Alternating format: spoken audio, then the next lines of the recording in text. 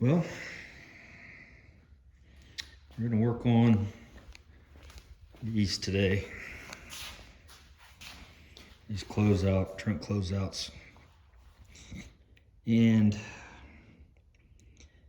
I kind of wish I had these when I first started this. They were kind of an afterthought. That's why they didn't get put in before all this, because it'd been way better to be able to take the trunk pan off. But I don't have that option, so I'm gonna have to figure this out. But Paradise Customs did it the other way, and that's the best way it looks like to do it. This way the good thing for me is I can unpin all this, pull it off, and flip that over on a table and be able to access the underneath side, rather than trying to get up underneath there and work underneath. So that'll be kind of nice. But other than that, yeah, it's gonna be a little tougher because I can't pull this away. It's all welded in. And I'll also have to cut some of those welds underneath there. So I still need to figure out how I'm gonna do it. I watched Paradise Customs. Some of that's gonna help me a little bit, but like I said, his is different. He was able to remove his trunk, and I'm not. So I'll flip this over and figure out from there, and figure out how far it needs to come down and all that kind of stuff. So, all right, we'll bring you back. Okay, so I got this side done, and I haven't welded it in. It's just sitting in there, and dropped it because it comes over, and then it normally would just drop off and come down here. But I thought, well, let's just form it to come out, and then I can weld it in here, and it'd be maybe stronger. But then I got to thinking, well, that's just one more place for dirt and crap to get trapped in up in this little corner up here. Sorry, up in here. So I'm thinking about going back and just cutting that off. But I don't know, tell me what you think on that. But this is pretty much ready, sitting in there level.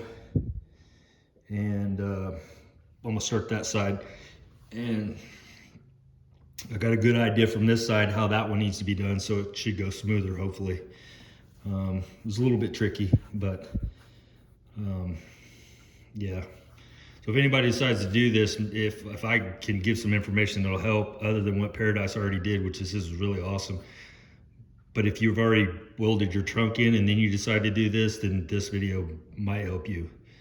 So, all right, we'll talk to you guys in a bit. All right, guys, I'm gonna take you along with me on this little journey, but it turned out to be a very time-consuming shit show. So, not good at geometry, trigonometry, or whatever kind of ometry you're gonna need for this to get these in there, but I was trying to sneak up on it, like Paradise Customs was talking about. And there's a lot of grinding and whittling and getting close and hoping, and yeah. So there's that one. There's that one. They're done. They just need to be final welded in. But you can see, and they're all level and all the stuff. I chose to do mine a little different, probably, than most people will. You can see here, I went ahead and cut, and that's still a little hot, but went ahead and cut it down to where it would actually come out, and then I can weld this up through there. But I didn't want this sticking up real high, so I just kind of split that, hammered it down, and then come straight across. But what I've done is I've got a butt weld here because I didn't want to overlap. My thinking was that's just another place for rust to get in between the two metals. Even though it's probably gonna be seam sealed and everything else, I chose to pull it all the way up here and butt weld. So you can see what I've done. So I'll butt weld that. We'll see how that works out. Maybe I should have done it the other way, but this is the way I did it. And it's too late now. So, but I think it'll work.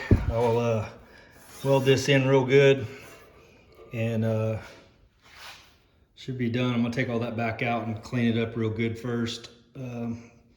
80 grit everything, and get it all clean and shiny before I weld it in, because I won't have the opportunity once it's welded in to be able to get to it like I can now. So I've got to grind all this down and off and clean that up. So yeah, if you have any questions, 8.5 inches from the very center line all the way out here, just like Paradise said. I want to say from this to actually the opening of this here,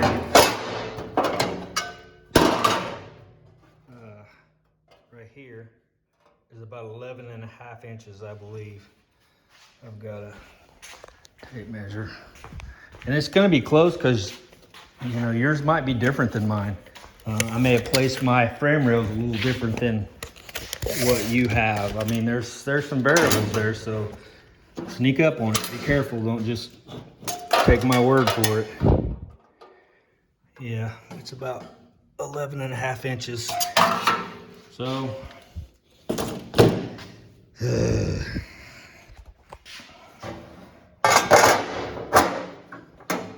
was not fun. It was fun for the first, I don't know, 2 or 3 hours. After that, I was over it.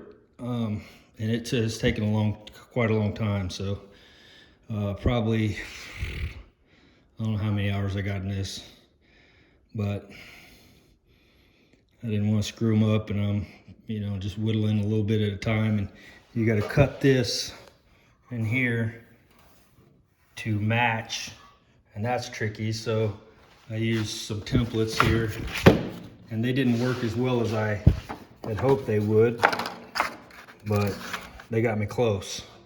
So that's how I did that. I just went off the top of the this bracket, brace, whatever, and cut it from there. And it got me close, but again, I had to sit and whittle and whittle and whittle. So same with this one over here. Just trying to get it really nice and tight in there. Same thing with this side, having it come down. And anyway, that's what I got. I may do what I did over there to this one. It looks a little, that looks a little neater on that edge. So I may do that here, but anyway, yeah, that's it. I'll just weld that in and be done with those. So then we'll get on with it. We'll get on with whatever's next.